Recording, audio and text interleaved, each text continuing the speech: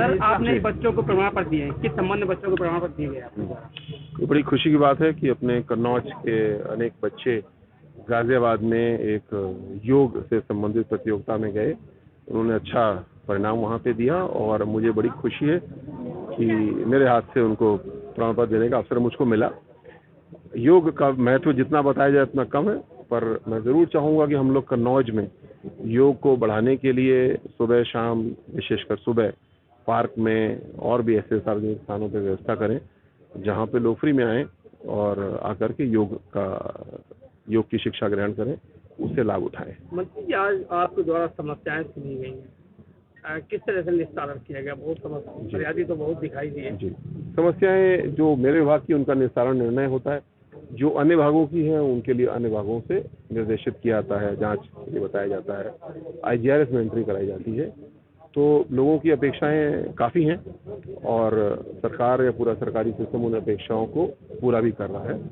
आने वाले समय में हम लोग को और शिक्षा, स्वास्थ्य, सुरक्षा की ओर ध्यान देना है, महिलाओं के खासकर सुरक्षा स्वावलंबन की ओर बहुत ध्यान देना है।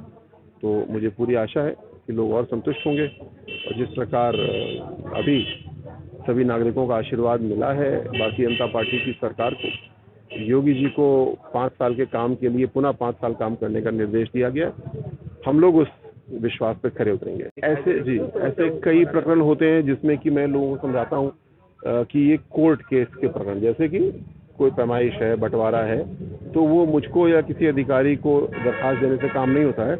उसमें उनको हम सही कानूनी सलाह देते हैं कि आप इसमें तहसील में बंटवारे का अपना वाद दायर करें। तो ज़रूरी नहीं कि जो व्यक्ति मेरे पास आया हर एक का काम हो जाएगा, ये भी ज़रूरी है कि जिसका काम कोर्ट से होना है हम उसको सही सलाह देते हैं और केवल टालते नहीं है, उसको सही सलाह देते हैं कि ऐसे आप काम कर लीजिए।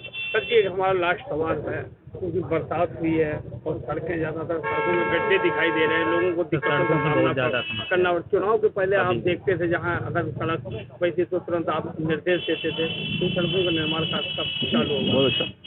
अभी आज ही एक बैठक रखी है जिसमें सड़क से संबंधित सभी विभाग, NHAI, PWD, REF, समाज कल्याण आदि सब शामिल होंगे, नगर पालिका, और वो अपना अपना बताएंगे क्या उनकी योजना है, कब तक कौन से काम पूरे हो रहे हैं।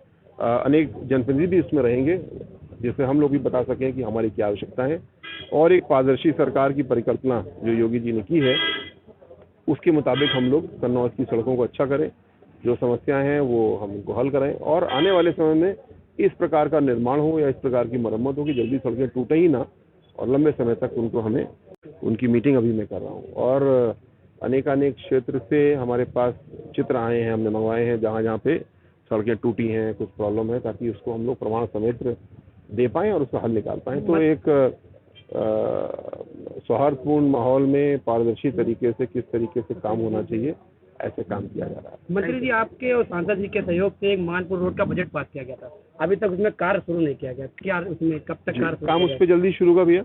उसमें मूल समस्या पानी के निकासी की है, तो तत्कालिक कुछ हल किया गया और हल किया जा रहा है, लेकिन जैसी बारिश पूरी हो जाएगी, क्योंकि वहाँ पानी की निकासी की बात है, तो जब तक जमीन थोड़ी सी सूखेगी तब तक काम वो शुरू नहीं हो पाएगा, तो 1 महीना मेरे ख्याल से लगेगा। एक प्राथमिक